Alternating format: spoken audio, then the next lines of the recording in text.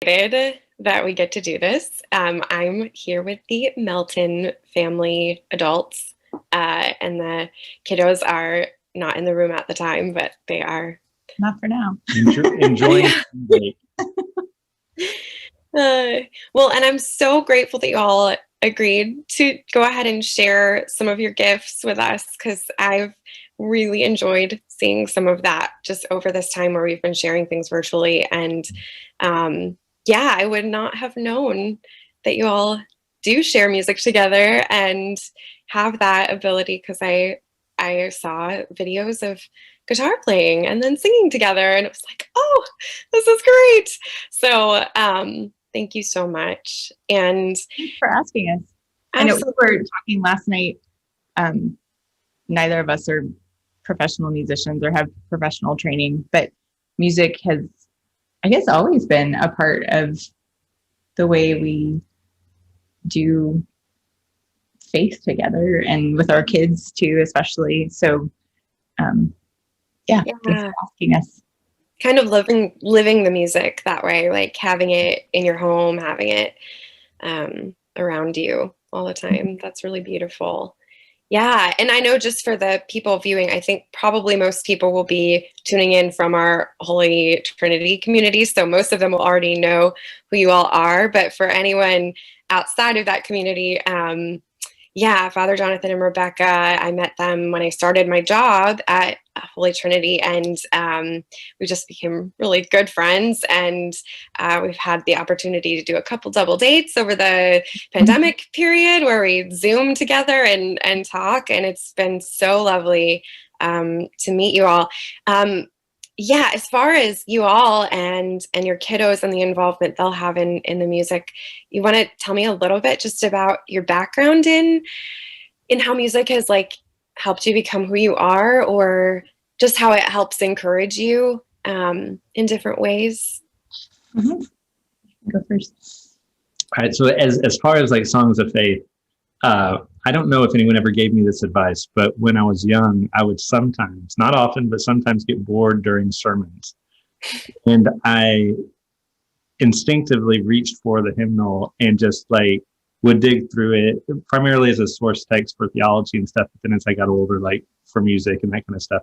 There's also a music teacher in my elementary school years, William Jordan, who's at St. John's Dallas when I was going to school there, who was just hugely eye-opening to me. He taught me names like Calvin Hampton and stuff. He did the chapel talk every Wednesday and would pull out a hymn that you wouldn't sing without somebody teaching you, but that didn't mean it couldn't be taught. And so he kind of opened up music as something that was a gift of the community that could be shared, and I just kept those songs with me. I love that. And for me, I guess music and singing in church growing up was one of the few times that I felt unself-conscious about myself. And because I worried a lot growing up about how I should feel, and was I feeling the right way, and did that mean that I was really doing the right things or believing the right things? But in singing, that was a time when I wasn't aware of those concerns. And that was really freeing for me. And music, especially connected with my faith, whether it's actual scriptures I'm singing or other songs, have really been a way that I have prayed throughout the years. I've gone through seasons of depression where, spoken prayer or even spontaneous prayer, the Christian tradition in which I was raised, spontaneous prayer was the only way you prayed. And I felt a lot of pressure around that. And so singing scripture a lot of times has carried me through seasons where speaking prayers or even reading prayers didn't feel as honest. And then even times, it's not just been through challenging times, but also other times where I have felt more at peace or more aware of God's presence, that those times too are ones where music and song have also been a constant. I love that. And I love so much that what you said really struck me in that often when you are in a season of a difficulty or grieving or depression, at least for me, it does feel like it touches something deeper, kind of allows me to live out some of those experiences authentically. Mm-hmm. Yeah, which is such a cool gift. Mm-hmm. And along those lines, like sometimes we sing the songs and sometimes the songs sing us. I know sometimes like a little piece of a melody or phrase will come to my mind, and then I'll sit down with it and start to think about the words, but my subconscious, the song already knew the word, and it was kind of like the Spirit giving us words when we don't have them. So yeah, the songs definitely carry us in prayer sometimes. I love that. And it sounds like you all have really invited your kiddos into that world too. They're different.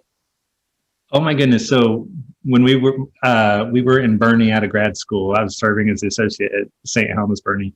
And there was a dear friend and dear woman in the choir, Millie, who she told us when we told the church that Rebekah was pregnant with Annie and we were about to become parents. She pulled me aside one day and said, Jonathan, I know how much you love to sing. Only thing I'm going to tell you about being a parent is don't stop singing now.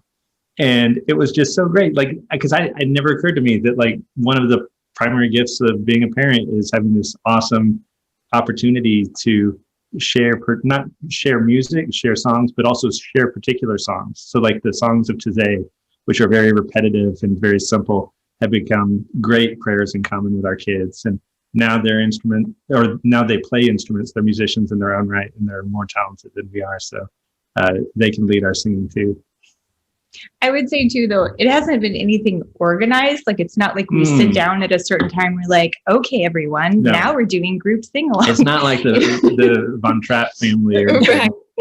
It's more like we sing. Our table blessing changes with the church year, with the church calendar. We pick a different one for Lent and for Easter and so on throughout the church year. So that's one of the ways. And then I think another way has just been like me singing around the house. They'll pick up on things. And then a big way was, especially when John was at St. Francis House in Madison, the kids would go help him set up for worship a lot. And they were a part of the services there. And the students there especially just welcomed them with open arms. And the kids felt very comfortable in that place. And singing was a huge part of what we did there. And so that was another one of the ways that they've really kind of taken part in that with us. And also before it's organized, you're singing your kids to sleep and choosing the songs that you sing there. And I think there's a lot more room for creativity than a lot of times we think there is. Oh, absolutely. I love that. And again, it's like what you said originally, Rebekah, it's sort of more of a way of living with the music than, creating a space where it's separated or something like that, which I love. I mean, it just feels really powerful in a different kind of way. So that being said, will you all tell me a little bit about what you'll be offering us for our little concert? Well, I don't know if that's what I would call them. Our musical offerings. Sure. Yeah, so we're going to start. Rebekah mentioned table blessings. We're going to share our table blessing song for the season of Lent. And it's Created Me a Clean Heart. It comes from Psalm number 51. And the musical arrangement that we're using is from a musician, an artist named Keith Green. That's the first piece. And then you picked. Oh, so I picked this. I'll let Rebekah say the third one so we did that one. It's our table blessing in common for the whole family. The second one is a hymn that I really, really enjoy, hymn 653, which doesn't help a lot of people, but it's Dear Lord and Father of Mankind. It's one of my favorite hymns. It's a hymn that's prayed me a lot through the years and found me especially in busy times. It's a prayer of kind of a contemplative prayer and a prayer for peace and stillness in God's presence, and especially helpful for me during Lent. Oh, I love that. Yeah. And the third one I picked is a song from the community of brothers of today in France. It's one of the first ones I learned from Jonathan. The kingdom of God is justice and peace. And it's one that has been a prayer for me this Lent. One of the things I'm doing is I'm trying to, at least on a weekly basis or more often, read through the baptismal covenant. And the final portion of the baptismal covenant asks if we will strive for justice and peace and respect the dignity of every human being. And so the song has become a prayer in conversation with that, in conversation with 3 other books that I've been reading during Lent. One is by John Lewis. It's called Across That Bridge. And another one is Ta-Nehisi Coates' Between the World and Me. And then the third one is by David Swanson, and it's called Rediscipling the White Church. So the song has been a prayer, not just for me, but for our family, and also a prayer for the church, and especially the white church, as that we would have eyes to see what justice and peace really does look like, not just from our own perspective, but from the perspective of all God's people.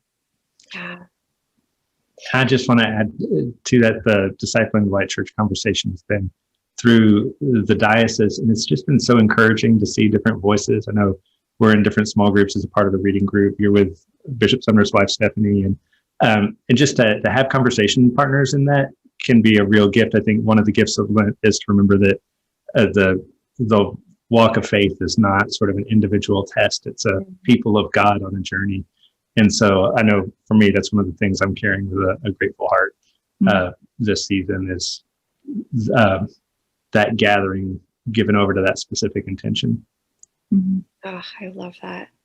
And I'm going to definitely take note of those books too, Rebekah. I'm trying to read more. And right now, actually, I think it's something Father Jonathan just also ordered, but a book that came to mind when you all were talking about the different communal ways of being with others, especially who are suffering or maybe in grieving or whatever it is.